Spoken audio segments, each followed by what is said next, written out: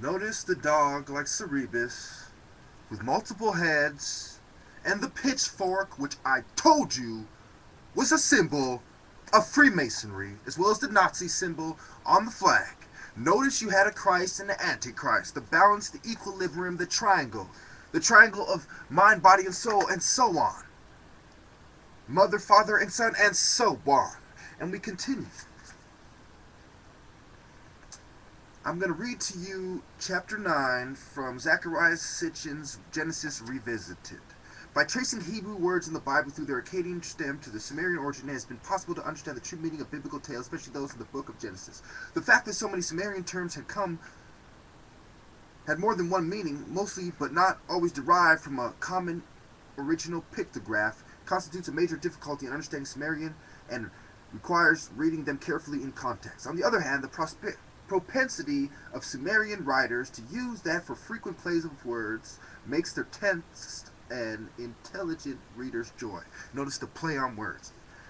Dealing, for example, with the biblical tale of the upheavaling of Sodom and Gomorrah, the war of gods and men, I pointed out that the notion that Lot's wife was turned into a pillar of salt when she stayed back to watch what was happening in fact meant pillar of vapor in the original Sumerian terminology. Since salt was obtained in Sumer from vapor-filled swamps, the original Sumerian term Nimur came to mean both salt and vapor. Poor Lot's wife was vaporized, not turned into salt, by the nuclear blast that caused the upheaval of the cities of the plain.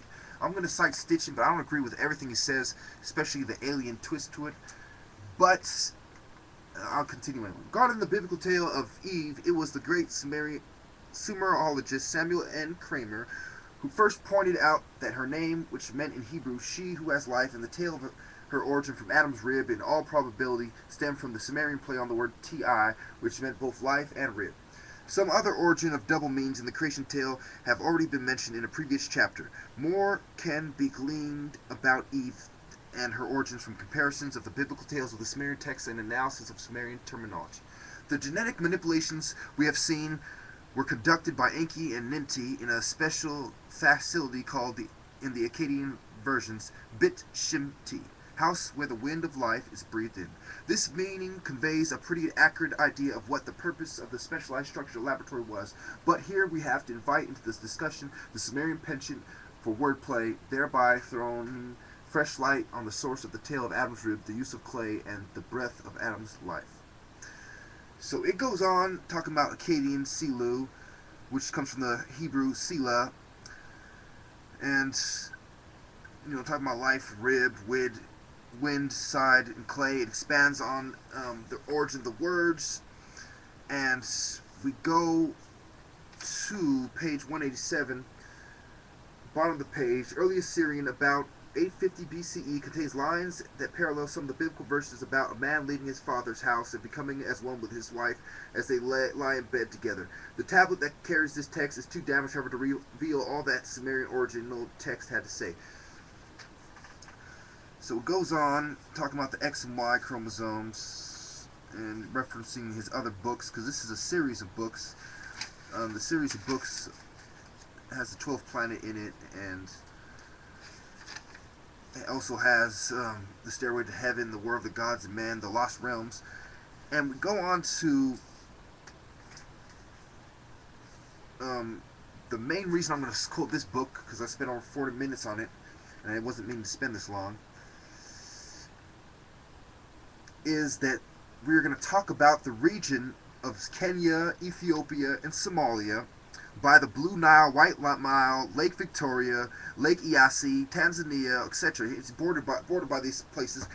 And this place, just like in Egyptian mythology, which was passed down to the Sumerians were black people who traveled out of Africa, then came back, and were still black when they got there, and the statues and the pyramid text proves that.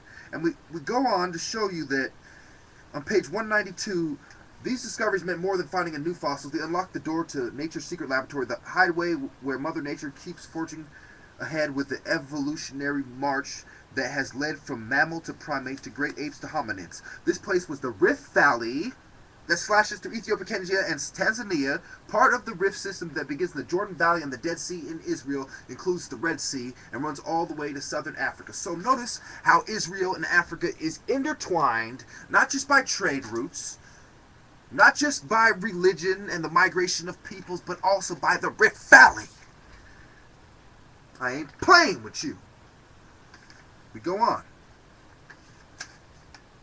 It goes on to talk about Johns Hopkins University and University of Cal Berkeley, Tim White, J. Desmond Clark, and a lot of other studies done on these things, and as well as their scholarly debates and museums. But we're not going to get into that. We don't have time. We're going to go on to the next book, Zachariah Sitchin, The 12th Planet. I'm going to give you 3 quick references and slap through Chinua Achebe and